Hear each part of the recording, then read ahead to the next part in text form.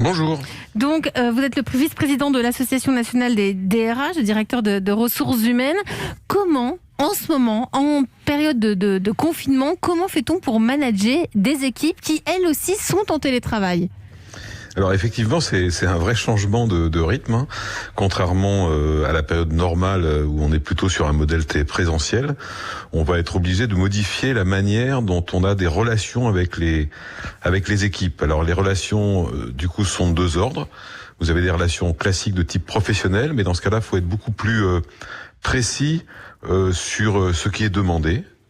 Il faut être beaucoup plus clair sur ce qui est attendu.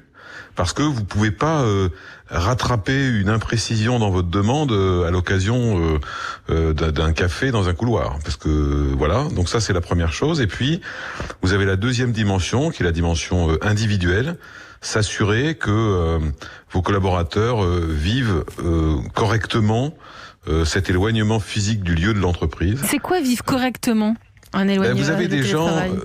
Alors, vivre correctement, vous avez des gens d'abord qui souffrent quelquefois d'un sentiment d'isolement ou d'avoir l'impression, on va dire, de pas faire partie de l'entreprise parce qu'ils n'ont pas de contact informel avec cette entreprise. Et puis, il y a une autre catégorie qui, elle, est une catégorie qui a besoin d'être plus motivés que d'autres quand ils sont pas dans l'entreprise. C'est des gens qui s'auto-allument pas, si vous voulez. Ils ont besoin d'un collectif en règle générale pour démarrer, pour recommencer à bosser le matin. Et donc là, il faut s'assurer qu'effectivement ces gens-là trouvent quand même des moyens de s'auto-motiver. On sait, après ce premier confinement, qu'il y a eu pas mal de sentiments de quasi-burn-out parce que, justement, sentiment de solitude, sentiment de ne plus être dans une équipe, sentiment pour certains de ne pas servir à grand-chose à distance.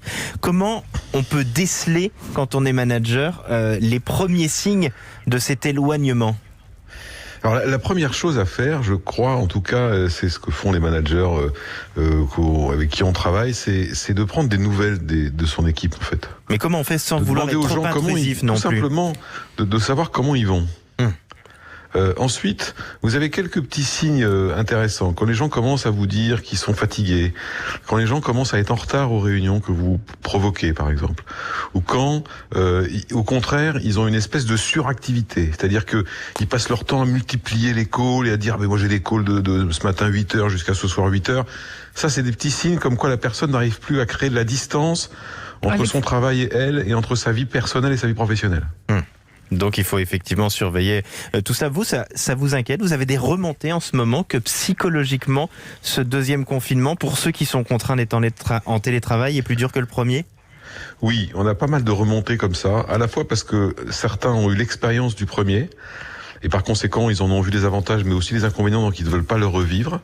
Et la deuxième caractéristique, c'est que ce deuxième confinement a un peu cueilli tout le monde un petit peu à froid.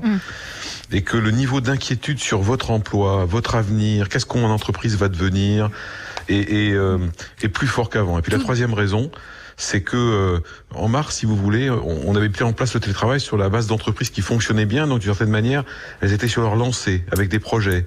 Là, aujourd'hui, il y a des tas d'entreprises qui n'ont pas vraiment de projet depuis mars, qui sont dans une position d'attente. Et donc, vous pouvez avoir, non pas des burn-out, mais des bore-out, c'est-à-dire une espèce de sous-activité, une difficulté à nourrir vos collaborateurs en télétravail. Des sous-activités qui font qu'ils peuvent se sentir inutiles en ce moment. Merci à vous, Benoît Serre, vice-président de l'Association nationale des directeurs de ressources humaines.